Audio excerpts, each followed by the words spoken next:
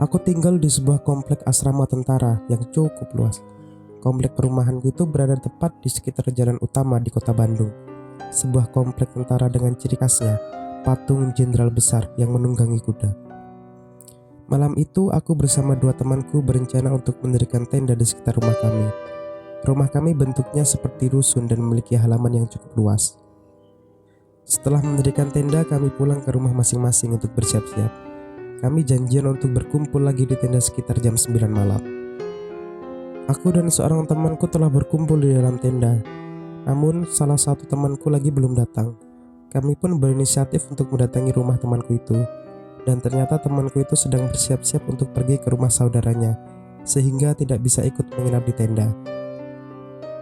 Dengan perasaan yang cukup kecewa, namun tak bisa berbuat apa-apa, kami memutuskan untuk menginap berdua saja, dengan berbekal snack yang kami bawa dari rumah.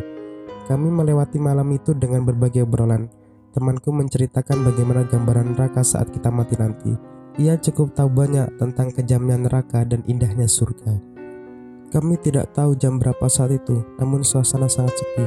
Kami mulai lelah mengobrol dan mulai mengantuk. Suasana menjadi hening karena kami mulai memejamkan mata untuk tidur. Dan dalam keheningan itu, kami mendengar suara yang tidak lazim untuk lingkungan rumah kami. Tuk tuk tuk tuk tuk tuk tuk tuk tuk tuk tuk tuk tuk. Suara kuda yang berlari dari kejauhan. Tiba-tiba temanku merapatkan badannya dan memegangku. Aku mendengar suara itu, namun tidak mengerti apa yang sedang terjadi. "Kamu dengar?" tanya temanku. "Iya, suara seperti sepatu kuda," jawabku. "Itu suara patung kuda yang di depan," kata temanku. Aku terdiam tanpa suara dan segera merapatkan tubuhku pada temanku dan memegangnya juga. Tuk tuk tuk tuk tuk tuk tuk tuk tuk tuk. Suara itu tiba-tiba terdengar jelas di sekitar tenda kami, namun tidak terlihat ada bayangan apapun. Aku segera memeluk temanku itu dan ia pun juga memelukku.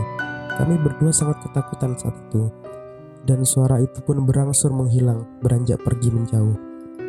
Namun karena ketakutan, kami pun tertidur saling berpelukan hingga pagi.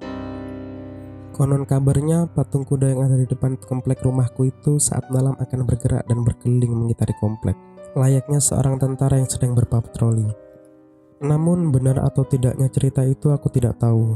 Namun suara yang aku dengar bersama temanku saat itu benar-benar terdengar seperti suara sepatu kuda.